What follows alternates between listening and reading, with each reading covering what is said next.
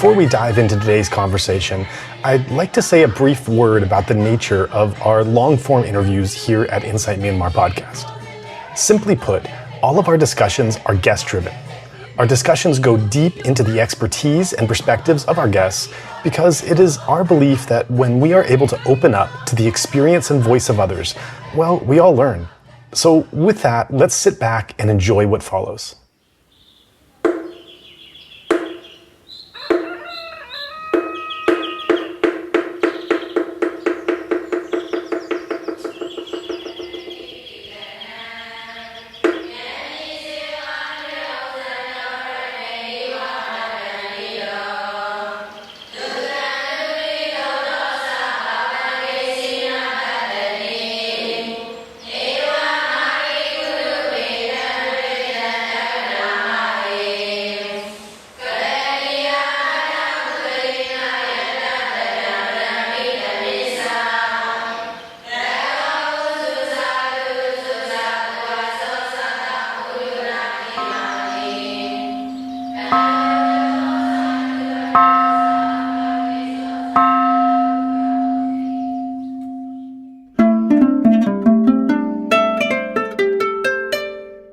We are here at A New Burma talking to Hnin again. We did a long-form interview with her. We recommend listeners to check out. We're checking in with Hnin now to give an introduction for the 5 voices that you're about to hear speaking about the event that they hosted, When We See the Plane. So Hnin, thank you for joining us again to introduce this event. Thank you. Thanks for having me again.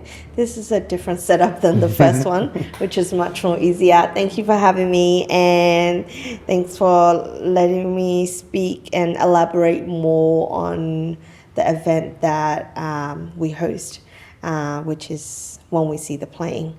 We can start it off with from the name, actually, how we have came about to this title of When We See the Plane. So it's hosted twice in 2024. One is in Bangkok and one is in Chiang Mai.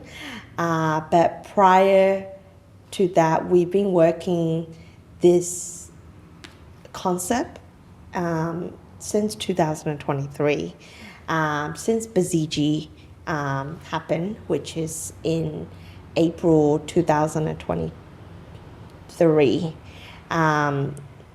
So since before When We See the Plane, there's been always prior to that, there's a few other campaigns and exhibitions that we work on, which is about airstrikes in Myanmar. So we want to continue talking about airstrikes in Myanmar as airstrikes in Myanmar only being double the digit, and it's only been increasing, it hasn't gone down. So how do we talk about airstrikes in topic on airstrikes in Myanmar in Thailand? This is where we can't be too obvious, which is very, we can get in trouble. This is not something that I don't think Thai authority want us to speak in that particular way. So we have to come up with the alternative narrative, which is When We See the Plane. How do, as a person in the world, for example, you who are from US, when they see a plane, how do they feel as versus when a Burmese person, a Myanmar person, when they see a plane, how do they feel? So, and also a plane, since we were little, this magical piece of metal that moving around, which is something that we have this kids' memory. When we see a plane, we wave at them, we're trying to chase them like train, right? And then as you get older, the plane is somewhere, it's taking you to the beach, the holiday, or the somewhere you are about to go to overseas to study, right? This is most people in the world, that's how they think when they see a plane, but not necessarily for some of the Burmese people, especially in the conflict zone, especially now in Myanmar. which you're going to see a lot of it is people when they see, or not even seeing, when they're hearing the sound of plane, they have to hide, thinking that, the airstrikes is coming. So this is where the narrative, the name came about. The exhibition is actually one of the elements that we did with this, the name under of this when we see the plane. Prior to exhibition, we also had campaigns, white paper campaigns that we co-hosted with other strike committees in Myanmar, but more we were supporting the back end element of it as well. But because A New Burma does exhibition, so this is where how do we elaborate and talk about airstrikes in Myanmar. And so in the exhibition, we have about over 20 artists from all over Myanmar and as well as exile. Most of the artists or creative are photographers, because that was another thing. There's a lot of photographers that are on the ground that are covering day to and day out, where they are on the news, mostly in Burmese news, not necessarily in the foreign news.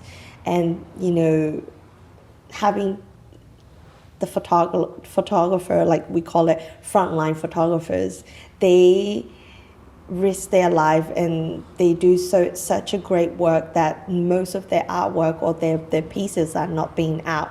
So that was another concept behind this exhibition. We want to bring that, we want to collaborate with them. So we work with the Roots, which the organization that they formed all the photographers, that kind of like a photographer association group. Not only that, in the show you will see a big giant painting that was actually created by 4 artists from Mesot. Exactly the same concept that we told them when we see a plane to these artists, like how do these artists feel when they see a plane as well. And this is what they have elaborated, along with many other different element in the exhibition. So when we were doing this exhibition, we end up having 20 Myanmar artists, but when it comes to curating, I decided to bring in Thai curators, because I say this very often, and also most of our exhibitions are curated by Thai artists, which is another way that we are passing on what's happening in their neighbors. Especially one of the photographer work that we show, which was from the airstrike last year in Myawaddy, which is very close and a lot of news, there was news that's in a lot of Thai news channel, what was happening in the border of Mesot, and that's the closest thing that they have experienced, like people in the border, Thai people have witnessed the 500-pound bomb was dropped in Myawaddy. So bringing the 2 Thai curators, curating 20 Myanmar artists' artwork that are about airstrikes.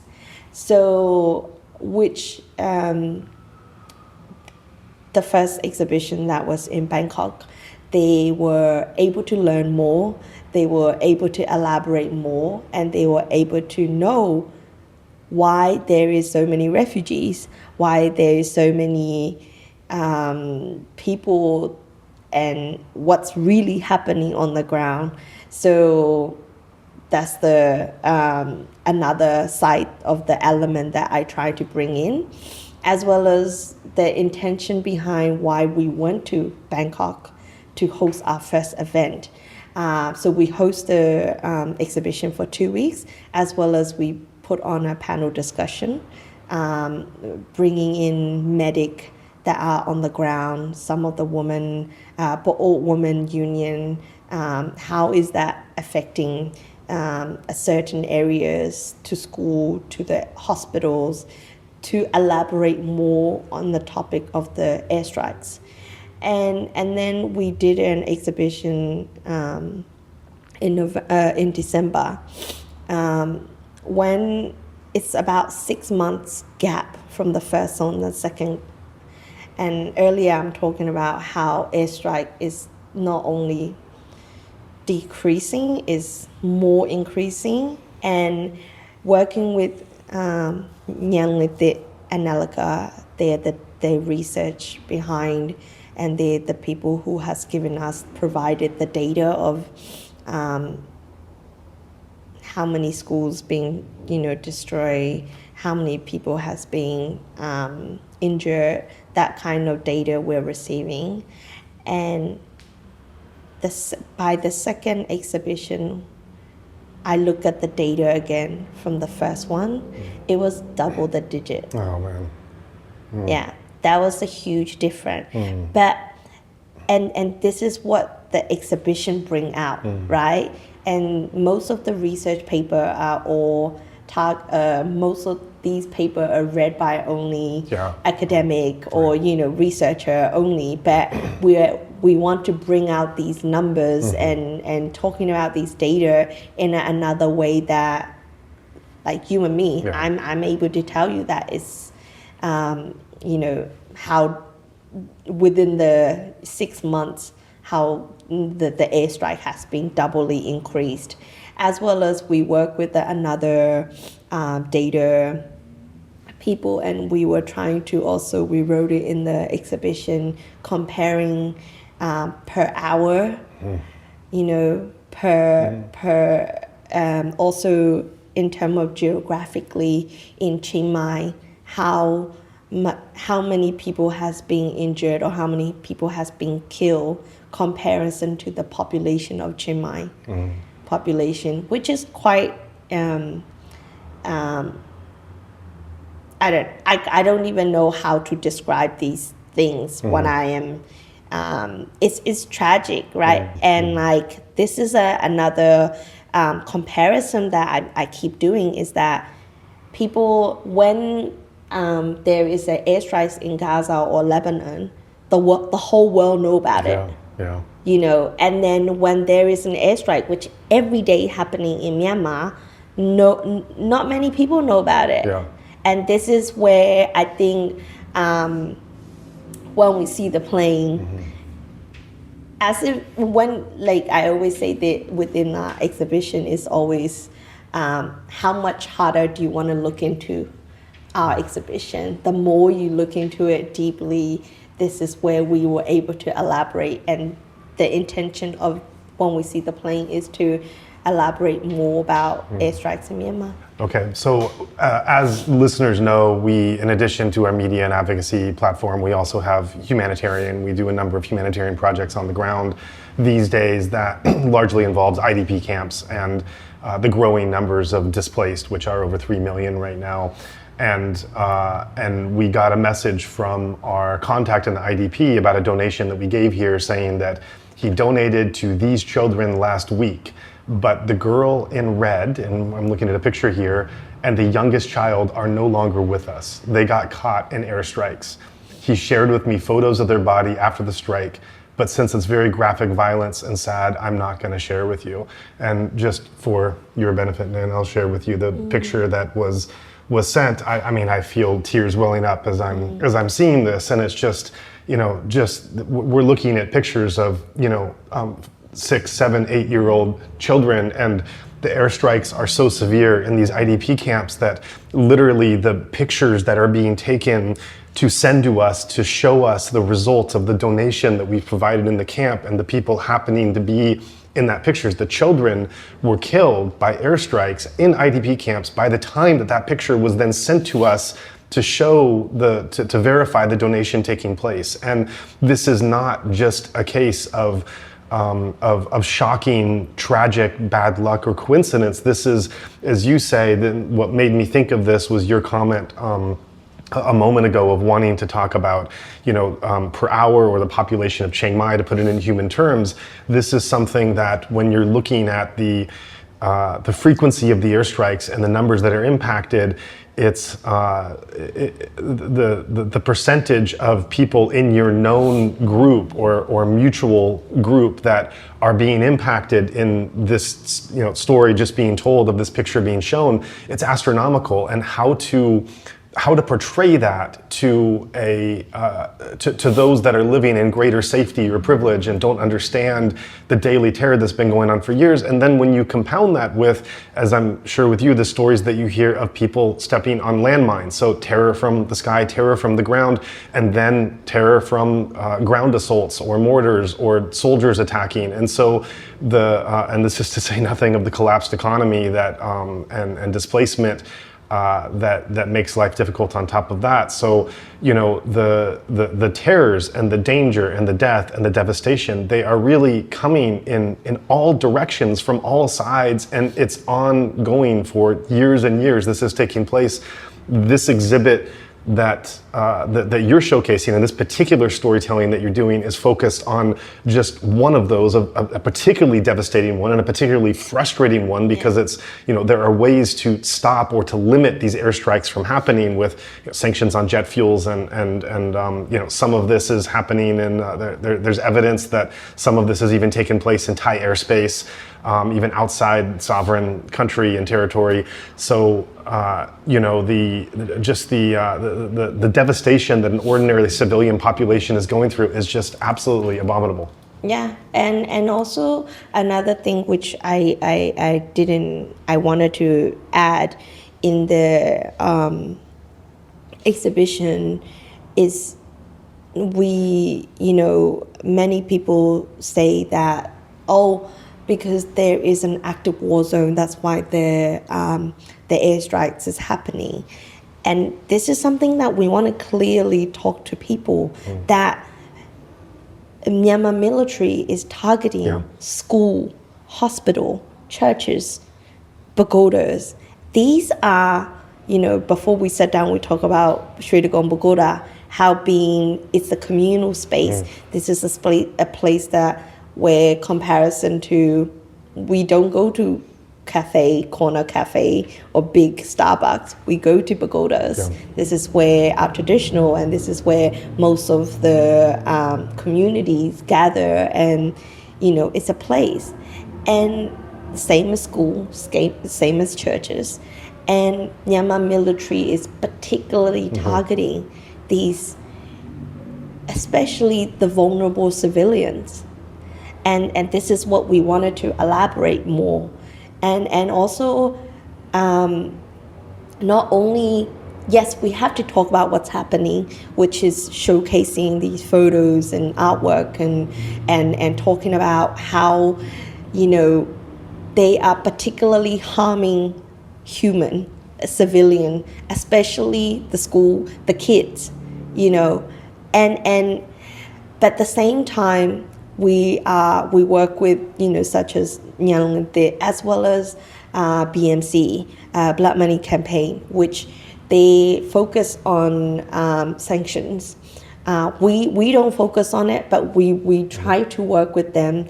And from then on, we also learn about how much money are they spending, how much Myanmar military is spending to buy jet fuel. Also, we learn that Alex, our friend who created this 500-pound 1-to-1 scale prototype, when he was looking into the research of 500-pound bomb, which most of the places that has been bombed right now is use 500-pound bomb. And so we looked into it more. It started from Vietnam War, and then American was bombing to Vietnam, and then from then on, Russia, from then on China, and then how it's being sold. But then we learned that Myanmar military is making this 500-pound bomb in Myanmar. They're not even buying.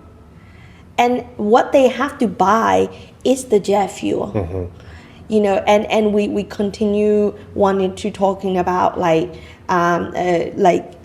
there is MOGE sanction was happened last year, or I'm not sure if it was the year before, but it didn't stop. It's continuing, and that I can't continue saying this enough. It's like when I go to these various different conferences and they're talking about how can we help, how can international community can help. They can help in this, stopping this jet fuel sanction. And stop anywhere, because without the fuel, they can't fly. Even if they make the bomb inside the Myanmar, they can't fly to get to bomb this school and hospitals.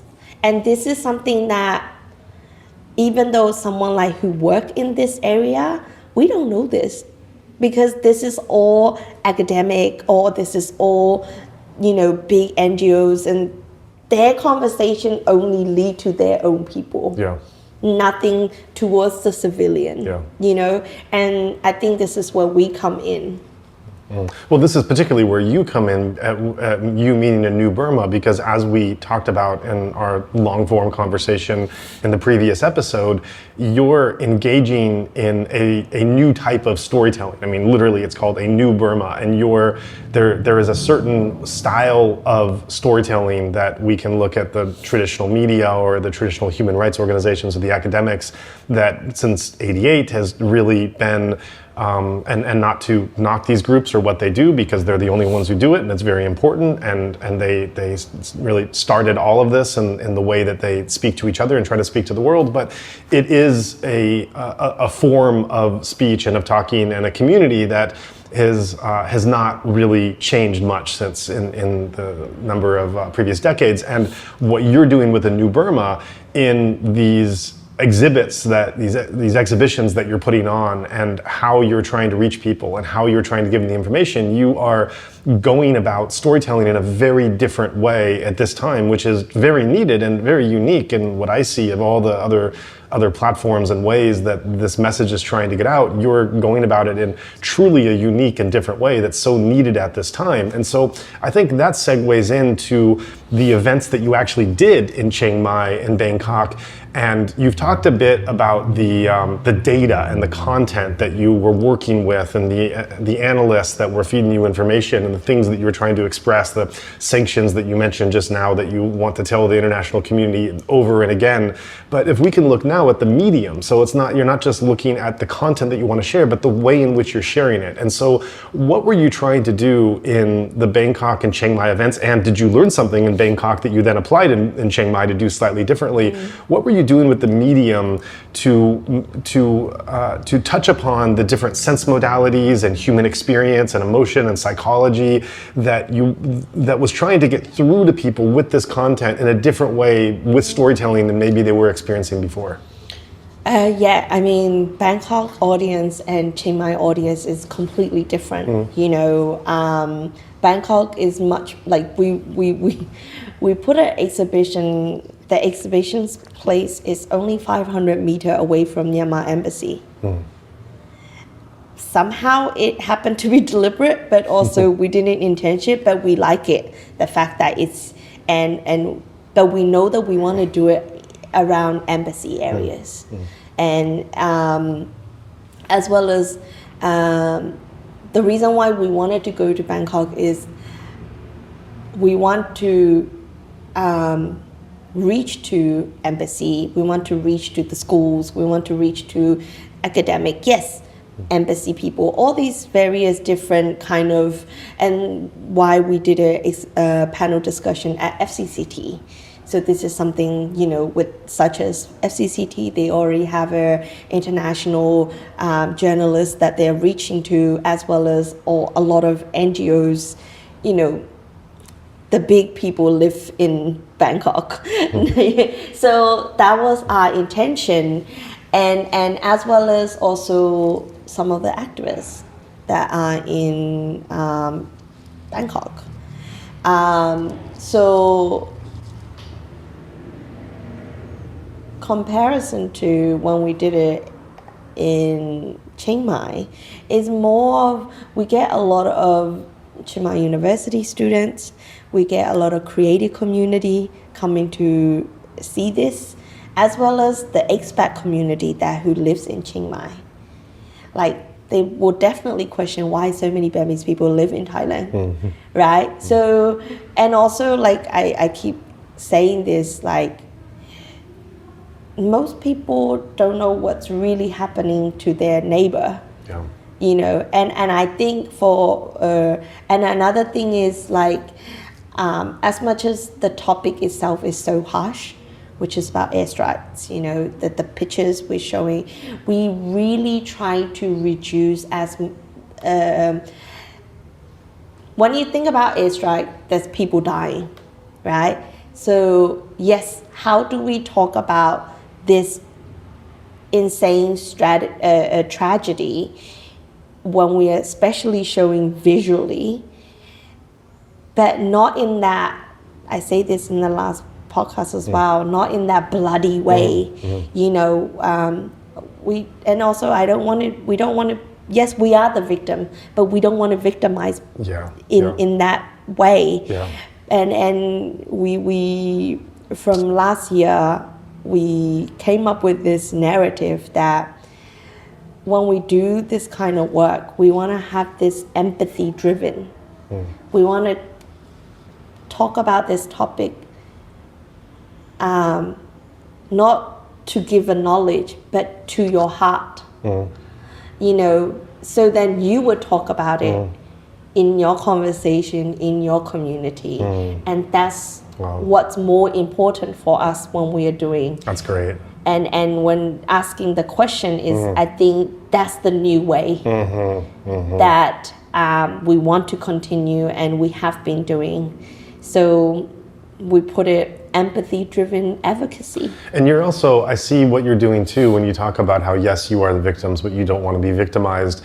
That seems to me a refusal to remove your agency from it. And that one of the definitions of being a victim and identifying as a victim is a lack of agency. Things are being done to you, and all you could do is try to complain and get sympathy and get support, but there's no agency in that. And it seems like you're really approaching this with a refusal to want to remove the humanity and agency, even as you're being terrorized. But by keeping that agency, there's a certain, you're also dismissing the possibility of pity arising in people, which is never really good for either side, and encouraging a sense of solidarity and shared humanity and common struggle, because you're keeping that agency and humanity firmly in place. Yeah, definitely. And we continuing, when we see the plane is one of the way that we talk about airstrikes in Myanmar. Like in March, we will have an exhibition in Bangkok. The topic and the direction that we're doing the whole exhibition is highlighting education sector in Myanmar. But one of the story is, the story itself is the CDM teachers who are teaching on the ground. But one of the teacher, he lost his wife and his kids due to airstrikes. That airstrike to IDP camp. So it's really, it's almost, you can't get away from this airstrike. Airstrike is something that is really helpless to a lot of people, and especially kids. And because of that, like most kids are, you probably see it, like some kids are studying in a cave.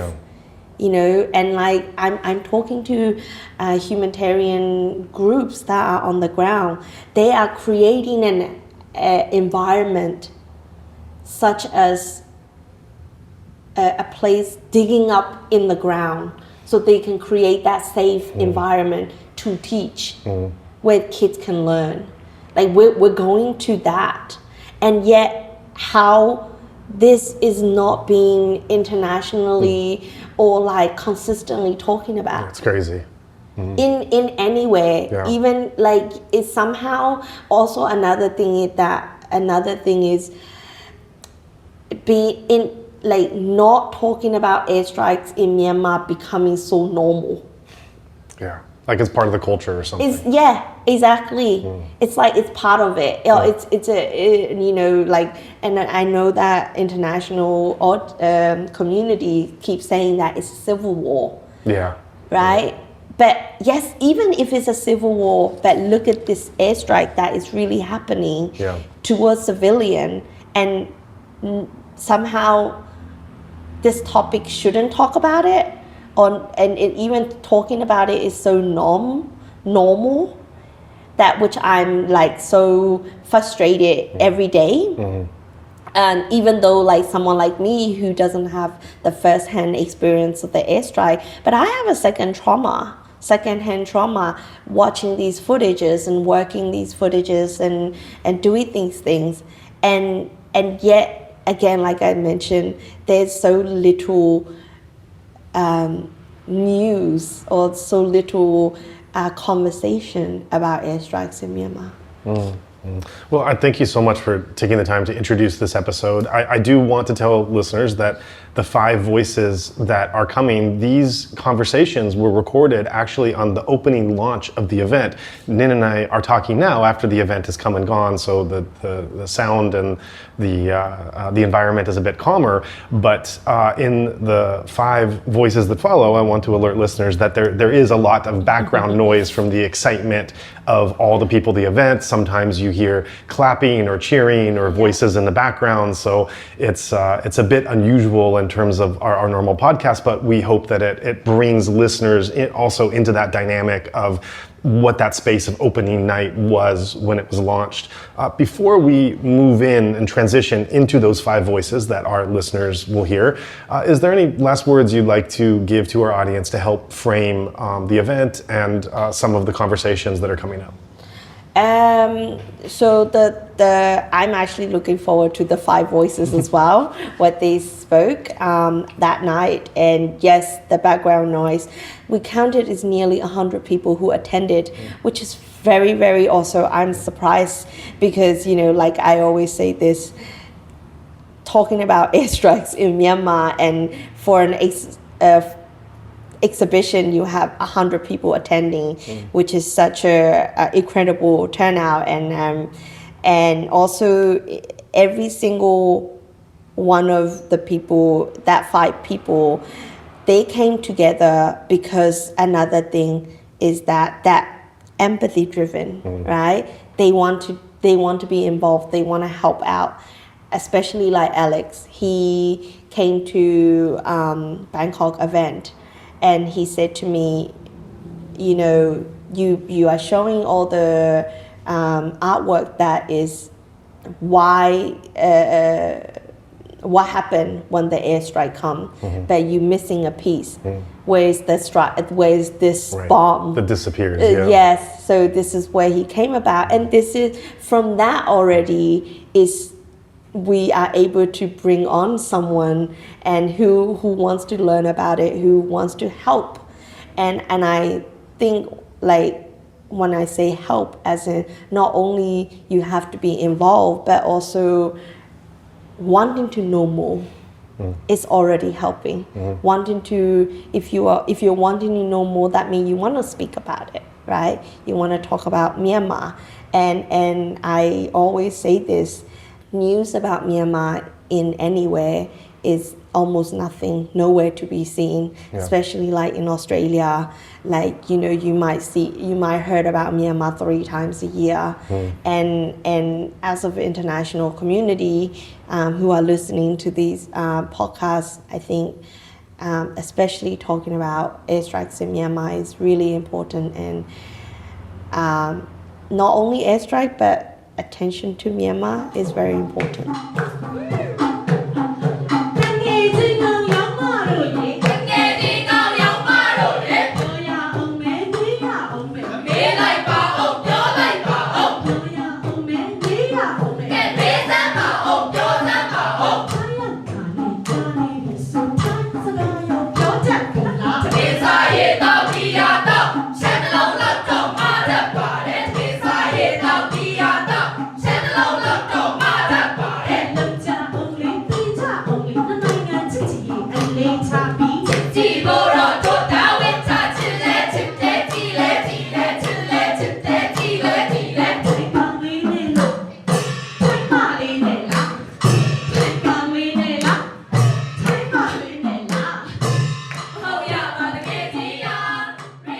Okay, good evening. Then I am now working on A New Burma organization. We are a very tiny organization, and currently today we are hosting this event when we see the plane exhibition. Actually, this is not the first exhibition. This is the second exhibition of the series. The first one happened in May 2024, and we had the exhibition at Bangkok. But now in Chiang Mai, at our own space, we are doing it. Yes, this is a second exhibition. So very brief storyline behind the narrative, you can say, behind the exhibition is it's the planes. So everyone is very familiar with the planes, and since our very own childhood, like when we look at the plane and we kind of be happy. It's like, oh, there's a plane, or something like that, and we kind of think about going abroad, studying, and we sometimes think about I don't know, vacation, travel, something like that. Very positive, very bright, and very hopeful message the planes are giving us. But after the coup, after suffering a lot of airstrikes, our people, the civilian people, the message, the narrative been changing. So right now, in the rural part, in the major crisis part of Myanmar, if you ask a little child, a very young kid, how do you feel when you see the plane? And the whole narrative is totally upside down. So we want to showcase that. And even personally I am from Myanmar, I'm not from the major crisis area. So even for me, the impact is huge. And thinking about little kids suffering the major airstrikes in those areas, how we want to, how they're gonna feel about it, something like that. So we want to show the different perspective of the feeling, the narrative coming out of when we see the planes. So this is kind of like the foundation effect of the exhibitions that we're having. So here in this exhibition we have mostly we have photographs. So from the different areas of Myanmar, from different airstrike effects, we have photographs and we have paintings. We have documentary, we have animations, and earlier this year, we also did When We See the Plane, white paper plane campaign also. So this is like a collective artwork, everything we're gonna be showcasing during this exhibition. Yeah.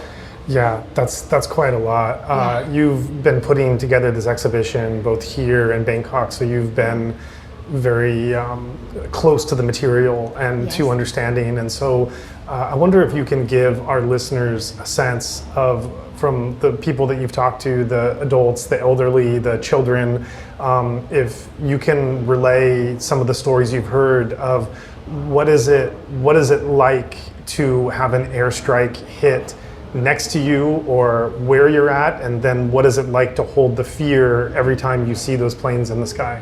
So, okay, I would just point out all of them are not very, all of the interviews and documentaries and articles and that we have, all of them, the narrative of When We See the Plane is definitely not great, of course.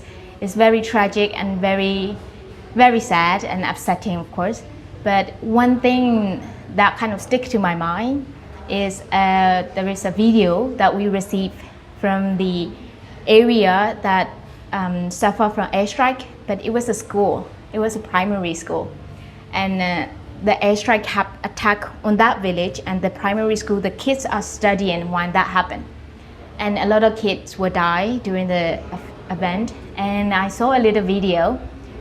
It's like 9 years old kid, 8 years, 7 years, around that age group. They are writing, it's like wishes for their decreased disease.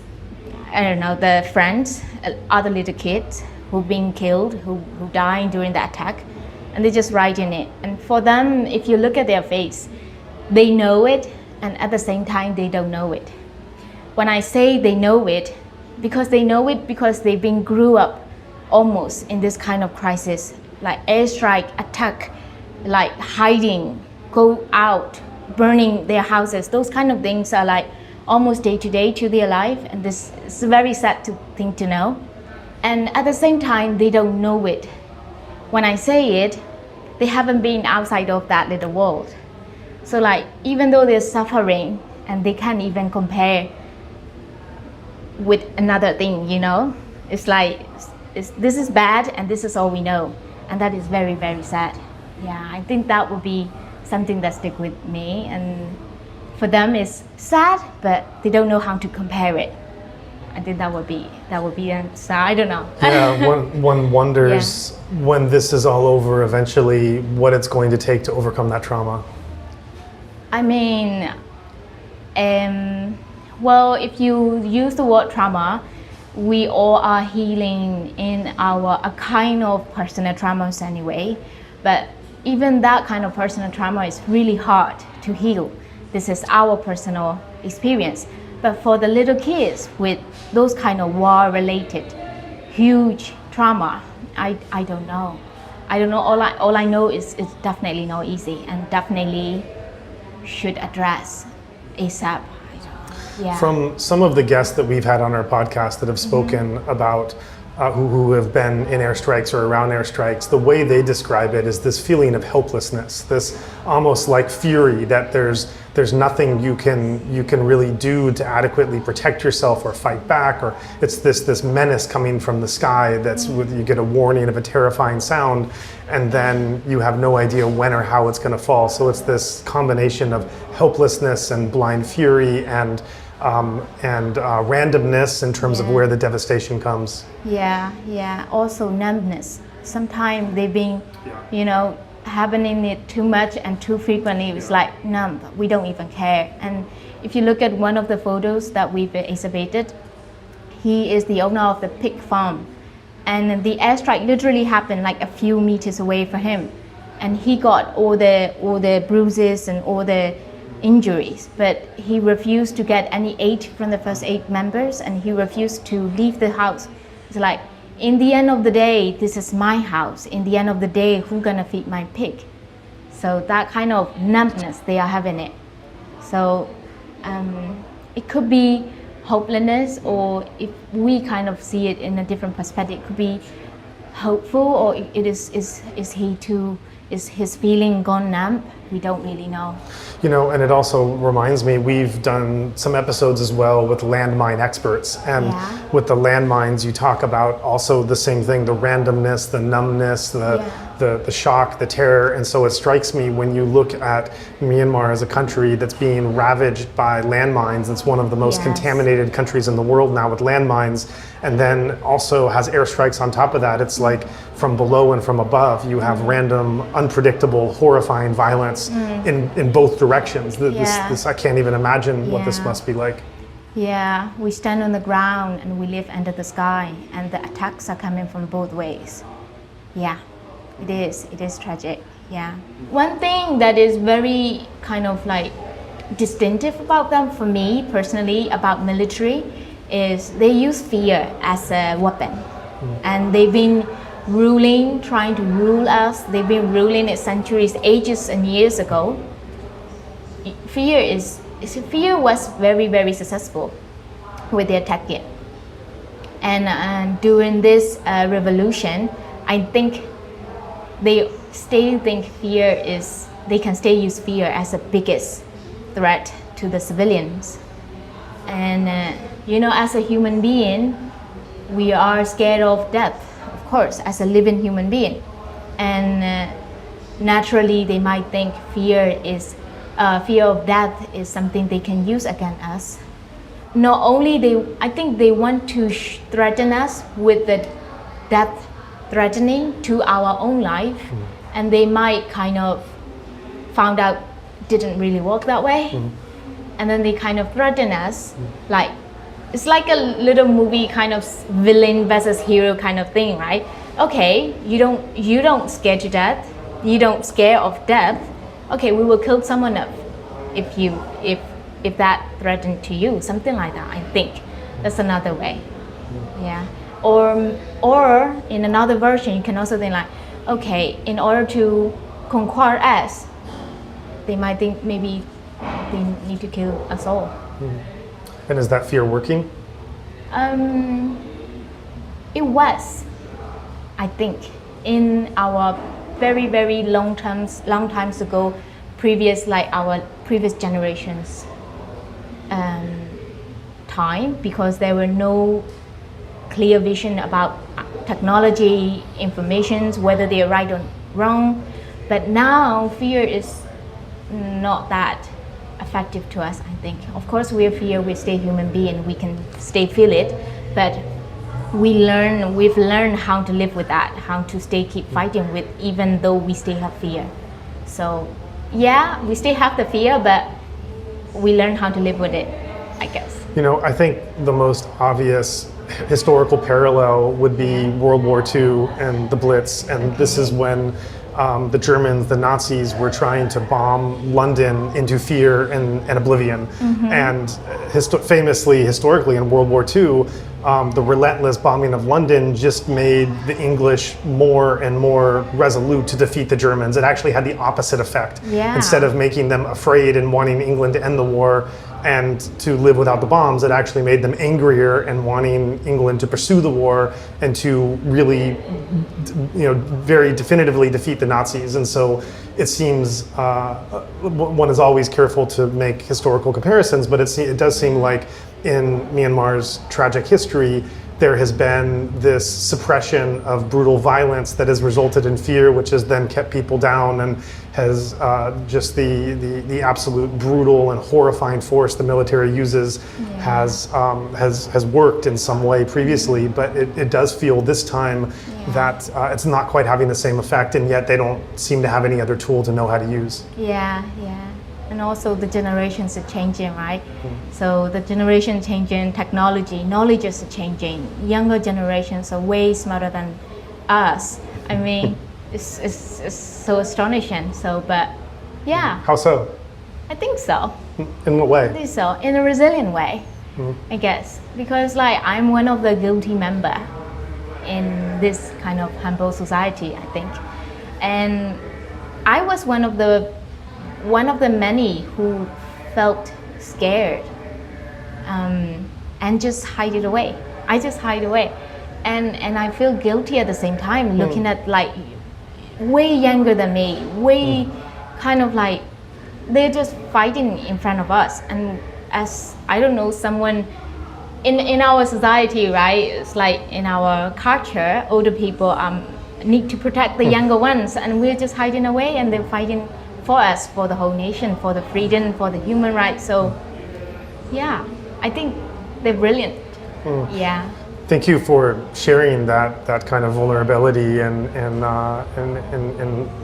what it was like to go through this crisis. And so, as you were, in your words, as you were hiding away, feeling guilty, watching the younger generation risk their lives, what did that do for you? What changes did that make for you, and how you wanted to engage?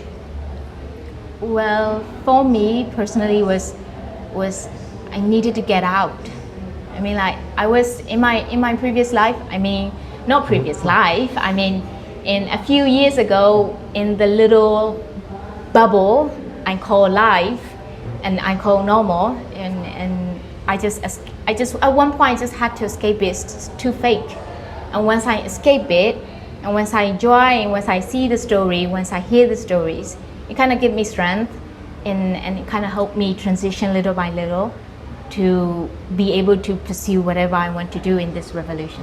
Yeah. Right, now I want to talk for just a moment about the style of presentation and exhibition you have, because Yeah. it's really a shame that our listeners aren't able to enter into just how three-dimensional and dynamic and all the different modalities that are being Yeah. used. And so I wonder if you can speak to the methodology of yourself and your colleagues in A New Burma and thinking about, okay, we have this horrifying reality and we Yeah. want to bring this in, we want to make people feel it in a way other than a presentation or just written materials or even a video. We want it to be coming out through all these different sense doors in different ways. And so you here in Chiang Mai, as well as in Bangkok, you created a space, you cultivated a space in a very careful and dynamic way, very unusual too, to give a more visceral feeling of actually what this experience of airstrikes is. So walk us through this process and what it looks like. So as an organization which focus on the artistic movement, we call it like artistic resistant kind of activities, we have the advantage of like expression. I think in order to like spread the word, storytellings are very, very important, and it's been very, very useful in many aspects of whatever industry it is.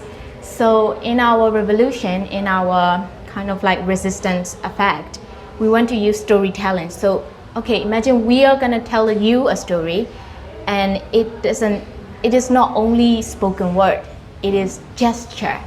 So we have performances, kind of you can see, and we can use other senses, you can hear, because we will use the sound effect. You can literally hear, like very, very similar to what kind of noise you can hear when you have the airstrike. That kind of noise, like the sound effect. So that's the second sense. You can see, you can hear, you can feel it. I mean, like even, so this space, the first floor, we enclose the whole space so that we want you to feel trapped, because that was exactly what they've been feeling in the actual space. We are not like bringing identical, but we're bringing the essence, and we're trying to make it as much as we can. So in terms of storytelling, what I'm trying to say that our organization use a lot of senses, because we are communicating human to human, right? So in that way, I think personally, I really like the strategy also. It's like, it's noises, songs, visuals, and touch. You can touch it. Sometimes we even bring out some of the residue kind of parts of the bomb and stuff. And so as one of the highlight of today's events is we have like 1:1 ratio of a 500-pound bomb, which is like, even for me, I've never seen it in my entire life. And we've been talking about airstrike, but what kind of bomb do they use? What is a bomb look like? We cannot see, we cannot touch. Here you can touch, you can see, you can compare the size of it, the effect of it, something like that. So that kind of strategies that we use, that kind of, I think, ideas, that's the way we curate the exhibition, I think, yeah. And I think that is very touchy and very understandable as a human being, because this is very traumatizing topic. And we don't want to, another thing is we don't want to, victimize. We don't want to do that. We want to show how we are standing strong, how we are resilient. And at the same time, why do we have to be resilient? Because of those. And so what are those? So something like that kind of storytelling we use here.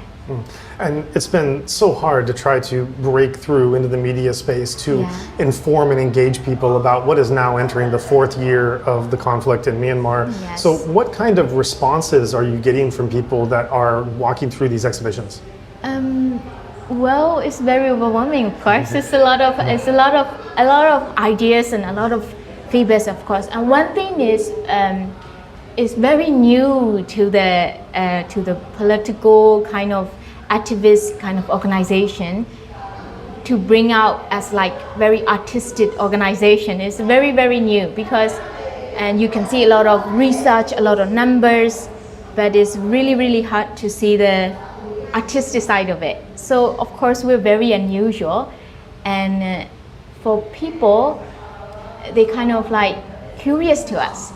They're curious like, what kind of style that they're bringing out? Why are their sounds so amplifying in the surrounding organization? Our voices spread so much. How are they doing it? People are curious. So every exhibition we are having like more and more participants, and also we have some kind of criticisms that we have, which is very, very good for us, because we need to adapt between very artistic is very free, and political is a little bit strict fact, and we have to be balanced and we have to be flexible between that two things. So we are accepting a lot of criticism, which is very nice, I think. Yeah. Oh, if you're in Chiang Mai around the exhibition time, I mean, come and join us. Or we will be having many exhibitions in the future, and we'll be having annual exhibitions in the future also. So whenever you see a New Burma in your area, come and join to our exhibition. Thank you for having us.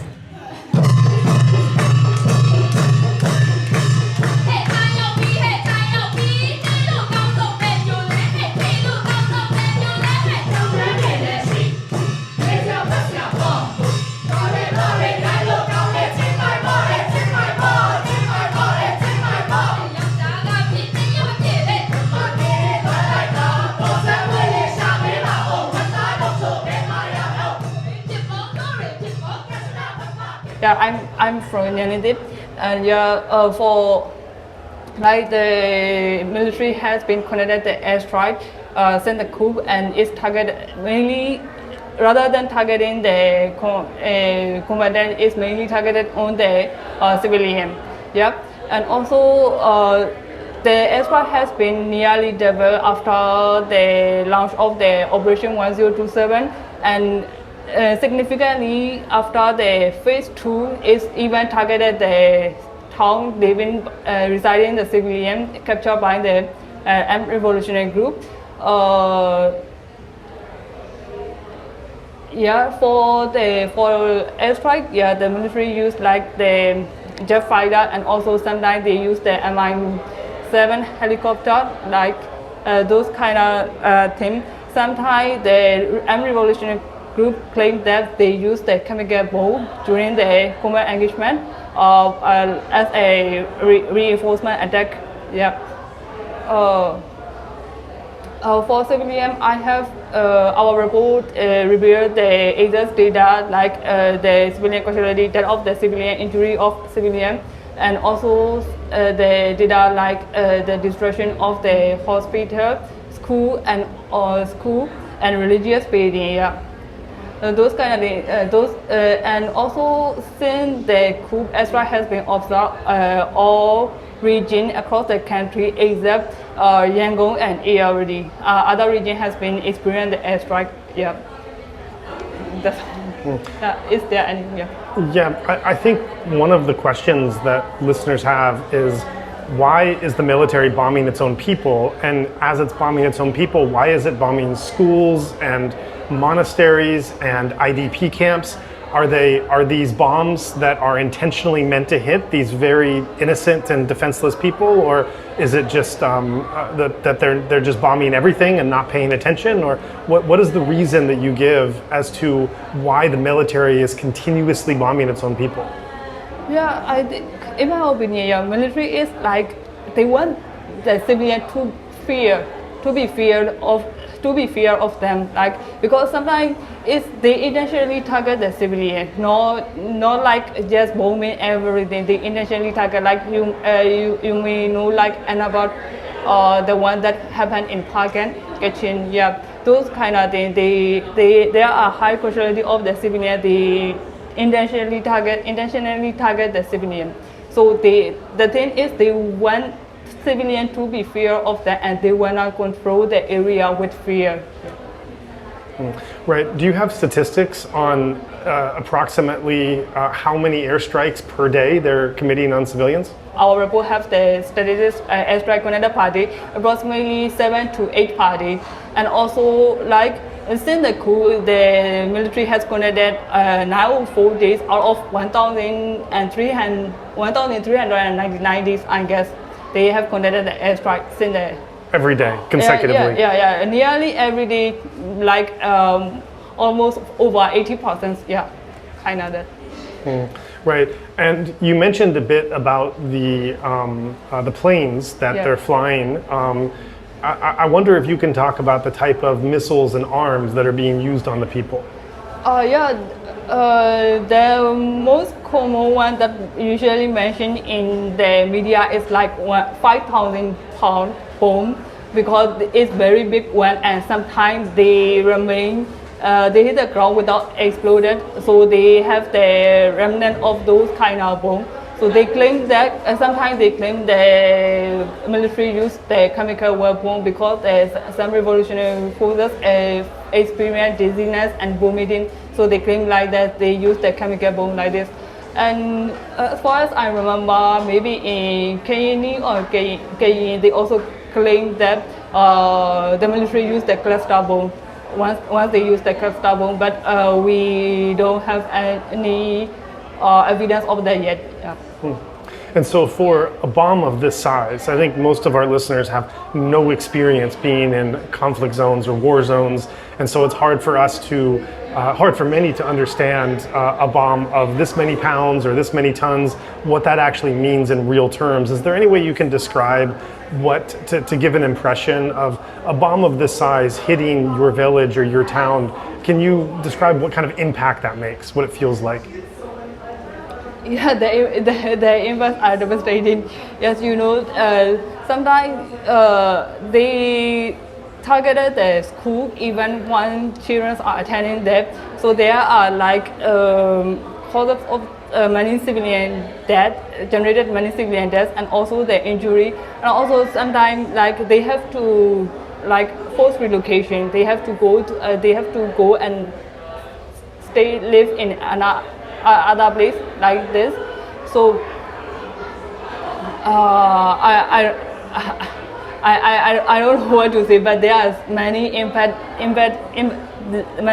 suffered by the people due to the airstrike, because for the like military column, when someone know like revolutionary groups know the information, they tell the villagers to relocate in advance.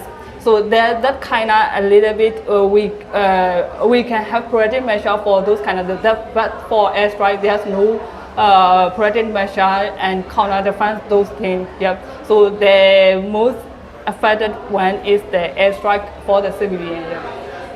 Right, now does your organization do any research into what countries are supporting the Myanmar military to be able to keep bombing its own people? Have you looked into who's complicit with that? Yes. For that one, we didn't do complicitly for who is supporting the military, but like blood money campaign, those these campaigns are also to cut the jet fuel supplying to the military general. So we provide the data for their campaign like this, but we haven't done explicitly for the who are supplying the military yet. Yeah. And would you say, as the conflict has gone on, you've referenced this number, I can't remember what the number was, I think 1,300 consecutive days where there were airstrikes. Are you seeing the number of airstrikes and devastation of airstrikes getting worse over time or staying consistent, or how would you describe that? Yeah, I might say like the airstrike has been increased significantly, like after the Operation 1027, because they have lost large amount of territory, so they only they can rely on is the area campaign. So the military increased their area campaign, not only targeting the combatant but also the civilian. So since maybe like October 2023, the airstrike has doubled, nearly doubled, and also you might see like the military even connected the airstrike with the larger town, in northern Chiang State. Yes, you see there are civilians living there, and the military targeted that one. So the airstrike has increased, significantly increased. Yeah. What are the reasons you think for that? Yeah, for already, yes, it's relatively like no conflict yet. There's no combat engagement or those kind of things yet. Area is like very like no conflict area. Like But also for Yangon, it's a key, like the capital of Myanmar and key area and highly populated. If they do airstrike, there will be like mass casualty higher than other region. Yeah. As the momentum starts to further bring the resistance and the Myanmar military is fighting on the losing end of that, do you see airstrikes on Yangon or the outskirts of Yangon as any possibility going forward? Not yet, yeah, because even in Naypyidaw, the airstrike, the military conducted airstrike, but it happened at the mountainous area. So I think for Yangon, there's no mountainous area like that, and also even the outskirts is highly populated. So I'm not sure the military will conduct airstrike there. But if it's did, but there will be like very high casualty, I guess. For the data, yes, we have published the monthly report on the conflict data, including the attack targeting the civilian. Yeah, by looking at this data, the high casualty of civilian is generated caused by the military airstrike. So it's an alarming stage to that military is targeting the civilian with like a jet fighter and Mi-something helicopter. Like the banning the jet fuel is a mass thing to do. Yeah.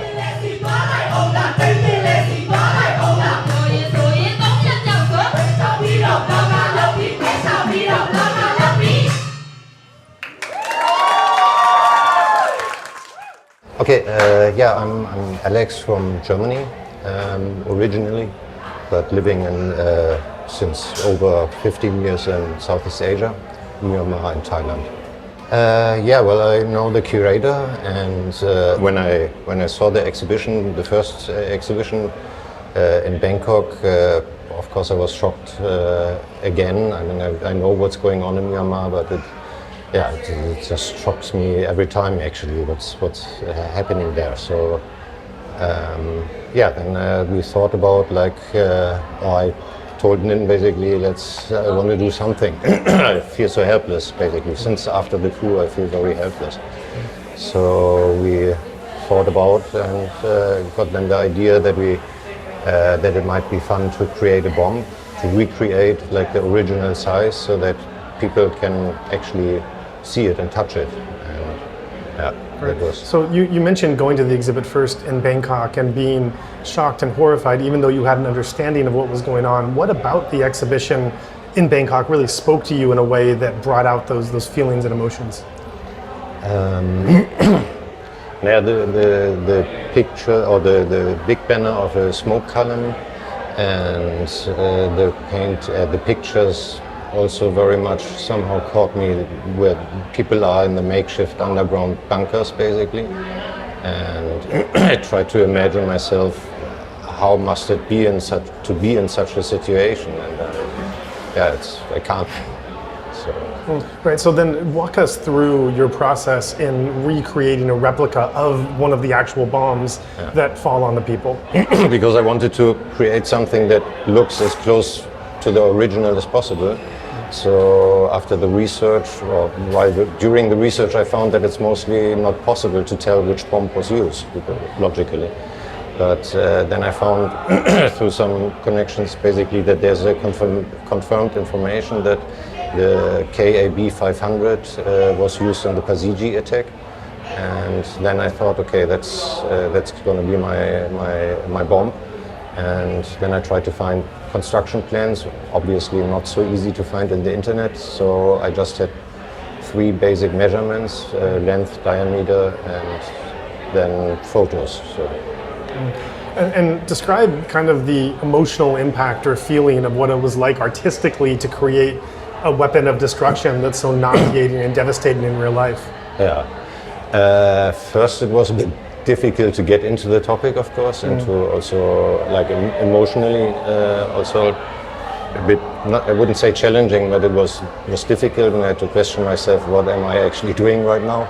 Is it a good idea or not? But then the more and more Hnin and me basically developed the idea further, the more confident I was that it's a good idea and it can be good. And then the building process was physically quite hard, but it was actually also very joyful because it's very specific form and the symmetries of it and all this makes it from the building perspective quite interesting. And then what was the feeling when it was done and you saw your finished work? I realized then when I was nearly done that it was basically the end of a 4.5 month building project time, and it was a bit sad in a way, but because I knew, okay, this is now I'm going to finish, but actually not so sad because I'm happy about the result. I think it's the best that I ever did. It's my first fiberglass styrofoam project, so I learned a lot of new techniques, and then it was very joyful process that first so lonely and solitary working on it. It culminated then in basically once it was getting ready to actually we could start on working with the interactiveness, the camera, the display. These were other artists and curators who also started working on it, and this process of that it's actually now coming alive, and I send it out and now I'm done, and I hope it will reach many people, but for a peaceful message. Right. And why, as an artist, why did you think it was valuable to have a replica of how this weapon of destruction actually looked? It was also one thought that I had during the exhibition in Bangkok was like I saw the smoke columns and basically all these pictures of destruction and the art installations, everything. And there was also one installation of a bamboo hut. And then I thought about this, like I know Myanmar very well, and I've been to many small villages with bamboo huts and stuff, and it just shocked me again. And I thought, like, how could anybody get an idea to actually throw such a thing onto somebody else? And then, through that somehow the idea developed. Yeah, right. And one of the amazing things about this exhibit and exhibits like this is it's not just disseminating information. It is disseminating information. That's an important part of it, but it's doing it through this interactive, artistic, multi-modality kind of way to bring the reality of it to you in an unusual and dynamic way. So how would you describe what the role is of art at this time, an artistic performance and expression in trying to bring this reality other than just pure facts and details and presentations and reports?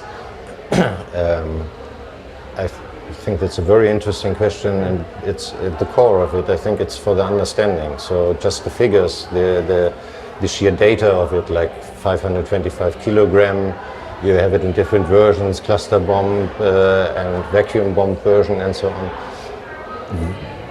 We know all these kind of facts also from the news, from the TV.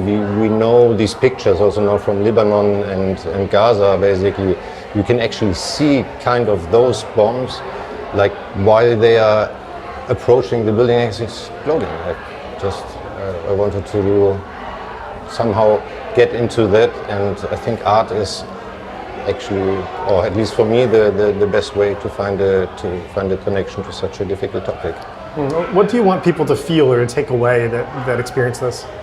Of course, I want them to create more awareness for the topic itself, but I would like people in general to reflect on such weapons, the usage in general of such weapons, and what maybe everybody else could also do in order to move in a direction of a world where we don't use stuff like that.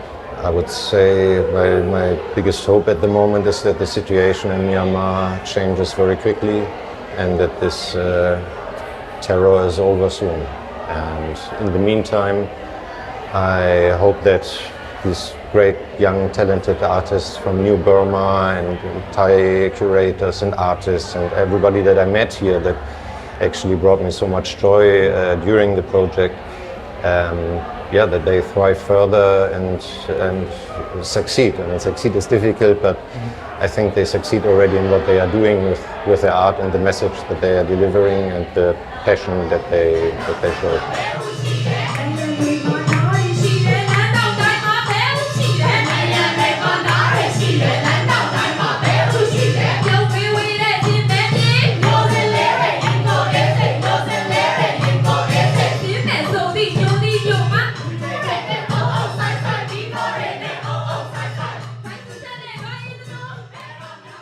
My name is Sai Sethasiri Chanchadatpong, and it's like actually I have been a film student before, and now it's like I become a video artist or media artist, multimedia designer, whatever. Yeah, it's like something is like my film study is like a digital before, and I try to like more physical stuff and installation, and then. I just moved from Bangkok to Chiang Mai like a year ago, and I made with Klai CDE as a part of Tomorrow Lab. Tomorrow Lab is like a multimedia designer who like we are like multimedia artists and multidisciplinary, and we focus on culture, human, but we use the media, interactive or design and art to like make it together and speak for what we like. Yeah, and I have met Hnin like years ago. We have working on the Love of Coming Home project. I help them like help them do the like not that organized, but like as a part of organizer to make things happen, and then we were together like maybe this is third or fourth project that we have worked together. Yeah, and yeah, for the last time in Bangkok is like I feel that talking about when we see the pain is like we try to rebuild the hurt, the pain, the loss, the grief from the aspect, and that time because we are in Bangkok, most of Bangkok people they are like this is my analysis that Bangkok audience they are like not that well known about what happened in Myanmar, so it's like building trauma and try to make audience empathy to Burmese is like the thing that I want to do in Bangkok. So most part of the show is like dark and grief and loss. But this time in Chiang Mai, I think audience in Chiang Mai and Bangkok is different. So most of people who attend in Chiang Mai, we analyze that there will be a Burmese who like displaced from their hometown. So this time,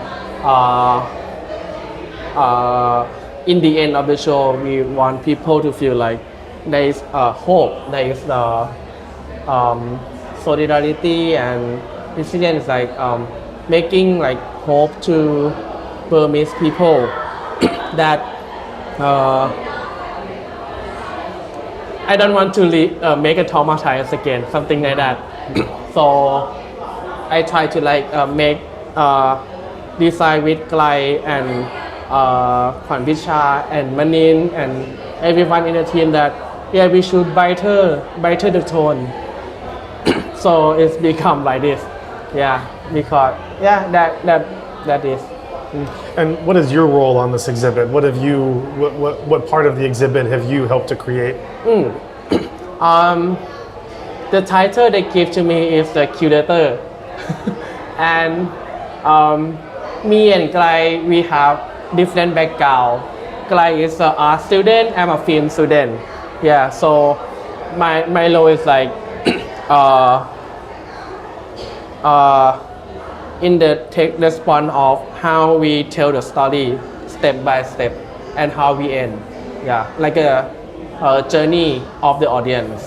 And Klai is like how we inspire it, and also like with the visual art background of him, he's like he know how to like make visual more impactful, and he know the material, he know the physical stuff.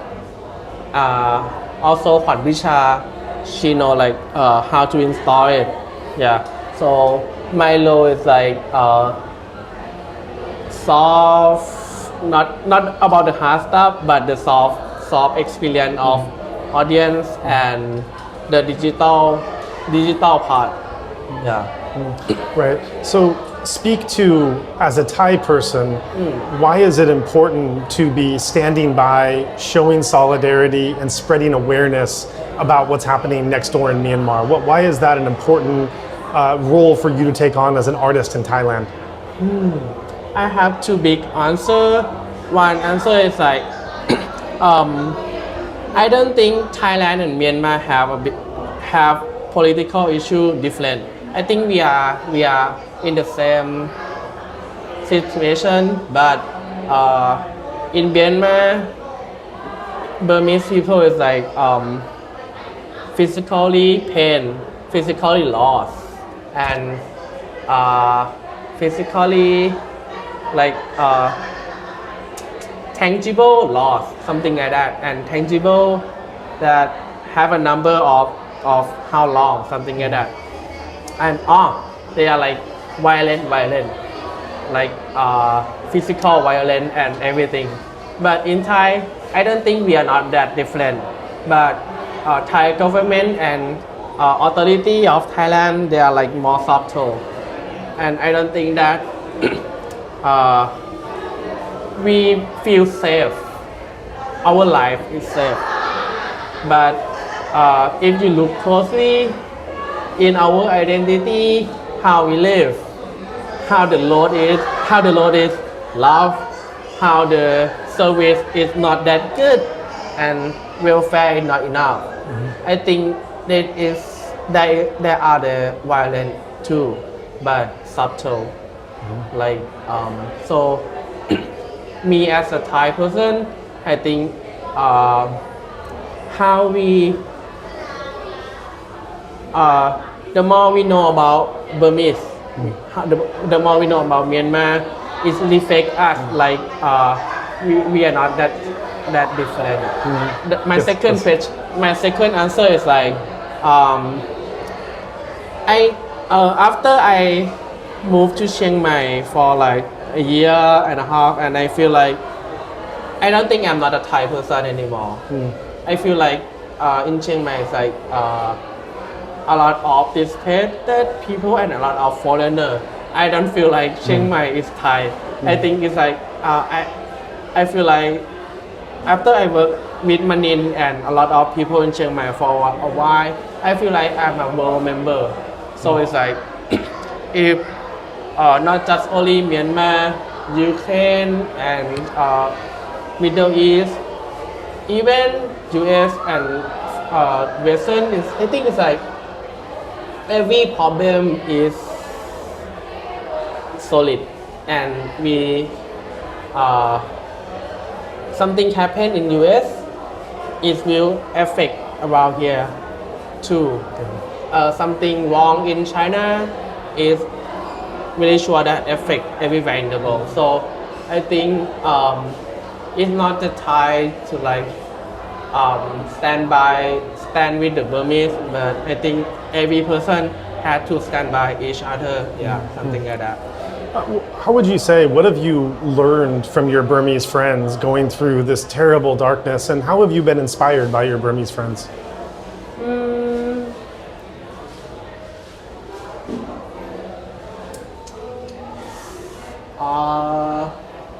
Not just Burmese friends. I have been in deep south Thailand before. Like they are Muslim, right? And this Burmese. I experience a lot of different culture, and because the different culture, because we see each other that we have something different, but we are accept with that different. And in the meantime, it's like this kind of this culture different or language different or habit different, how we react to something is like, oh, I'm not just learn or inspire from them, but also it's like I learn myself more from them. Yeah, and it's like a journey of who am I? It's not looking inside, but it's about looking for something different and compare. And I feel like I know myself more in the middle of foreigner and in the middle of Burmese. Yeah. Right. Okay. Yeah.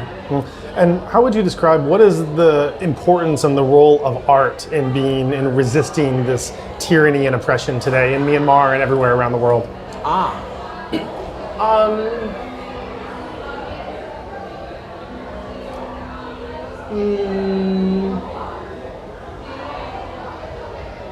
Because not everybody want to listen to something like hard to listen and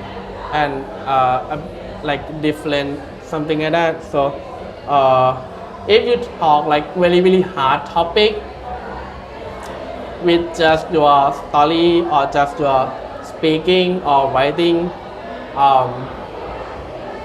well, as these days, like we are on the TikTok, we are on social media, we are on like ADHD stuff. So I think it's like it is the opportunity for creative people, artists, maker, creator to like if you compromise with bigger audience and it will be like your message will be more audience to listen to you. It's like I have been a filmmaker who like will not compromise with bigger audience, but this day I found out that if I made my film funny, if I make my film like a meme, if I make my art like a meme, if I curate everything more cute, it will catch attention for more people. So and only I think the art creative area is like this area is open for everything. So I think if you look at the bomb, we try to like make it cutest as possible, friendly as possible, and ask people to like writing on it, like bombing back the bomb. And it's like the way like the bomb had following us and have a violence on us, and this time it's like we have our power back and we can put our power or our like we are dominating the bomb again. And this I think art area, creative area, this area is open for anything. So yes, only art scene, creative scene or like maker scene, this area is suitable for like everyone to speaking on their voice. If you look very closely to like if everyone look closely to themselves, there are a lot of oppression in our mind, our thinking, our body, even the muscle. Yeah, if you like have awareness on yourself, it's Right. like if you have awareness on yourself and you like changing day by day a little bit, I think the world will be better someday, something like that. 能家 only 低价 only 的那个自己 and later be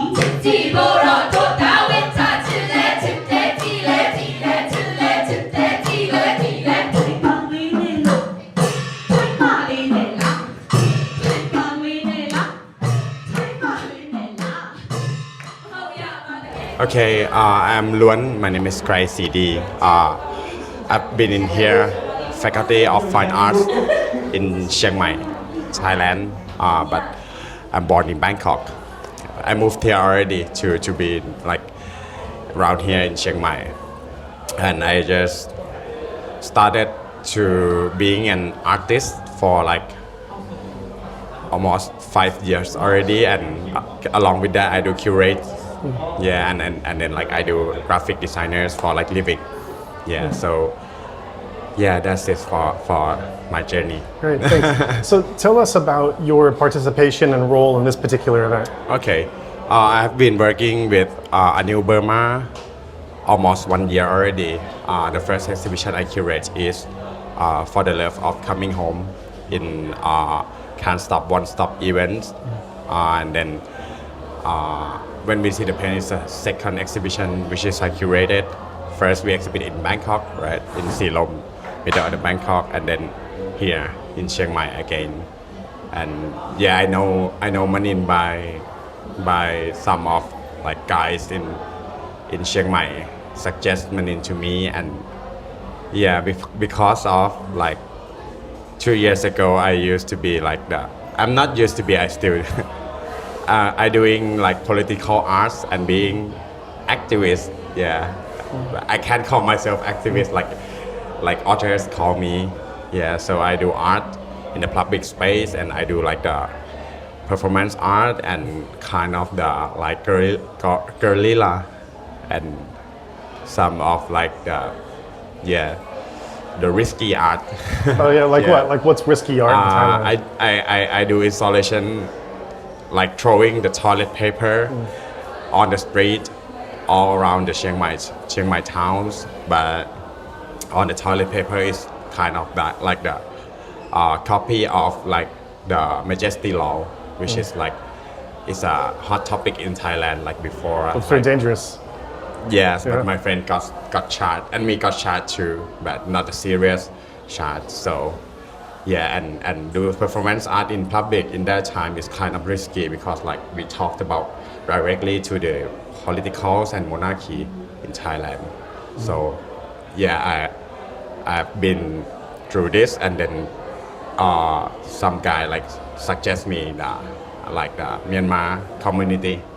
Yeah. Why did you want to get involved with the community, the Myanmar community, and help them to tell their story to a Thai audience? Why was that important to you? It's really important to me because like when I do like politics art or talks about politics in Thailand, we are kind of lonely, because we are like the people who it's a little groups of people who dare to talk about this, and when I met like Myanmar communities, like Burmese people, they have like the class consciousness class, and I think like I want Thai people to feel like this, to like wherever you got privilege, wherever you are like lower class or upper class, you can see like the structure of the social. So I think for me, when I met like Burmese community and I bond with them, I feel like I met the friends.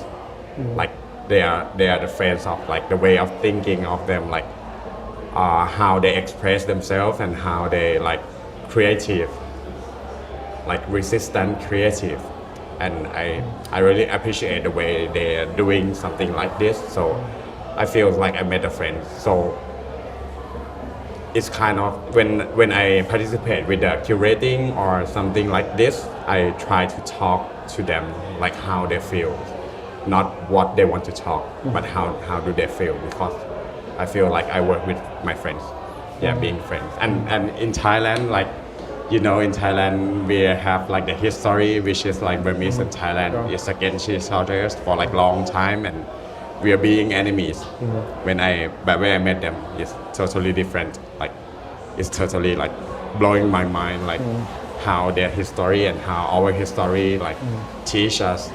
Yeah, so I think I feel like the whole knowledge of myself is like it's gone. How so? How has that changed you?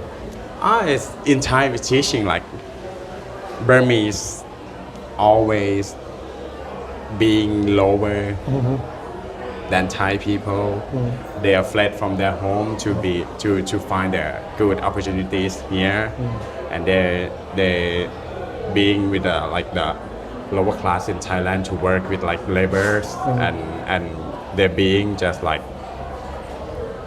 we have like something like they are poorer than us or something like that, which is like and they like identify Burmese in Thailand as and like lower laborers, which is like it's not make sense, right? And yeah, that's how Thai people in nowadays sees. I think because of the history we've been teach like Burmese always like lose us, like when we fight, when we have a war, something like that. So have you been inspired by your Burmese friends? Yeah, So how much, so? so much. Yes, they. I think somehow they've been oppressed more than Thai people, right? Like directly oppressed, and some of their friends died, and they got like very creativity way to against their oppression. Yeah, and being creativity in their trauma, you know, like they got really deep trauma about like the war and the friends and the resistance, and what I respect them is like they still keep doing it. Yeah, they're still keep doing in a positive way or good way or empowering people. That's I really respect them. Yeah, right. You know, it strikes me because there's been such a huge migration of Burmese into Thailand, and we've heard about the problems with the migration, the exploitation, the undocumented, et cetera. But it also, especially in places like Chiang Mai, it makes me wonder if you mentioned how there's a kind of political consciousness among the Burmese that you just simply don't find among Thai society, and that in some degree, some of the Burmese artists and activists and democratic leaders that are coming here are acting in really inspiring ways that are impacting you and those around you. So in a small way, I wonder, do you think it'd be fair to say that because of this conflict and because so many Burmese of all classes and all types have been forced to come to Thailand, in some small way, do you think that's starting to change some parts of Thai society and open some consciousness up? This is really hard. In my like narrow opinion, I feel yes, sure. Wow. Like we have been like seeing like new kind of Burmese artists, or maybe like lower class, which is have like the social consciousness, which is really like surprised me. And yeah, I think in my narrow opinion, it's quite affects a lot, especially in Chiang Mai. You can see like the Burmese people have a community, and they have like their events or like their cultural things to happen here, and I think especially for Chiang Mai people, like kind. They open. They are not kind. They open. Yeah. They open for the people who fled here or who moved here to being in the cities, and it's for me personally, when I met like creative people of Myanmar, they affect me so much because like I know nothing about them. Like before I know nothing, but I know like Burmese people, where is it, but I know nothing about Burmese people. You've never been to Myanmar? No, no, not at all. And I can see their communities and their creativity and how they connect to the world and how they like open themselves to the Thai communities. It's kind of like it have to be like courage, like you have to be courage. Courageous. To connect with the strength place. So it's kind of changed the social like around me, but. Yeah, somehow maybe in Bangkok, or I'm not sure where is it, like wherever in Thailand, how Burmese people fled to here. is have the problem of like the borderless people. Oh, no borderless, like nationalist people. They don't have papers and they can do like illegal things or something like that. But yeah, somehow for the understanding of Thai people, they see Burmese people as lower as they think. Like Burmese people being like thief, being like homeless, being like poor people. So yeah, it's happened like I think it's increasing in somehow. Right. Yeah. You know, it's making me think. I lived in Myanmar a long time, and when I lived in Myanmar, I had a somewhat narrow slice of life of who my community was. And even though I tried to go outside that community, I still had kind of like my set community. And Myanmar is such a diverse place, I didn't necessarily go through those networks. But when the coup happened in 2021, those of us who stood up and realized we had to do something, foreigner Burmese, we suddenly were forced to make connections that we never would have had to make. And I was finding myself friends with different ethnic leaders and Christian missionaries and artists and LGBT and different parts of the country and doctors and journalists and, you know, all of these people that my narrow slice of life had never brought me into contact with. And now we were kind of banding together to see, even if we were living in different places, we were banding together to do this virtual event or this advocacy campaign. And it really struck me of like, if this terrible coup had never happened, then I can't see how my life and my direction would have collided with these people. And I wish this coup never happened, but as it did happen, the kind of flow that it's brought a lot of the Burma space together has really been remarkable. And so I wonder if there's some kind of similarity or some small way where, like, you know, we all wish the coup never would have happened, but having and you know, these Burmese that are as dynamic and wonderful as they're adding to this community, they've lost their home, and we don't know when they could go back. We can't forget that part of it. They don't have a homeland right now. Yes. And you know, it's no easy thing to live in a second country and to try to make a home there. Yes. And so, but given all of this, it's still remarkable to think that by having had this experience happen to them, they've gone into this other place and connected with you and the community here in ways that never would have happened otherwise. There never would have been a reason for this to come together in this way. And that will be interesting to see how things go on and change as a result of that. For me, like, I mean, like the coup is happened, right? And yeah, somehow I didn't want it to happen too, but somehow like the social is like the social being destroyed or like deconstruct themselves. It's reveal how people in that social be, like it reveal how they're human beings, like can survive in those situations, because like coup and war is not the human behavior, right? No. So I think there will be some way. It's a good chance to get to know like the fled people from Burmese, or even like their connections or something. Yeah, somehow it's good for us to bonding with them, and you know, like Southeast Asian problem, it's the same, all of that, and we can talk in the same topics, which is like we have really like similarly power of questions, like the politicals, the like politicians and like everything. Oh. Yeah, for me personally, like I believe in borderless land. Yeah, and especially like Southeast Asian, we talk in different language. We been like different ethnics, and we don't know like the background of that ethnic, because they have like plenty of it.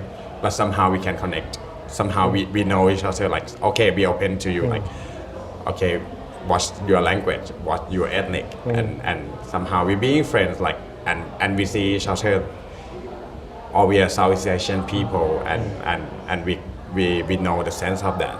how to talk to, how to being and open with them. So I think yes, this is the how I hope it will be. Yeah, and we don't need a coup to be like this. Yeah, but yeah. For me to share, I want to share for the Burmese community, right? Like they're human beings and their sense of belonging and the feeling of longing to home is really strong when people fled from home. And for me, you can have a second home. Yeah, you should have somehow. And I think like being friendly with your neighbor's country or keep the concept of borderless in your mind is very important, because like the world is smaller than before. It's smaller than before, sorry. And somehow I think in the future the world will be like all connected. So the nationalism is like tense in this day in other countries, but I think that is how politicals and like capitalism treat us. We don't have to like follow that idea. We should follow in the like the human sense, idea of human sense and being friends, even whatever their like ethnic or race or something like that. So yeah, be kind to the people, I think. Yeah, and being open with them to be a friend. Yes.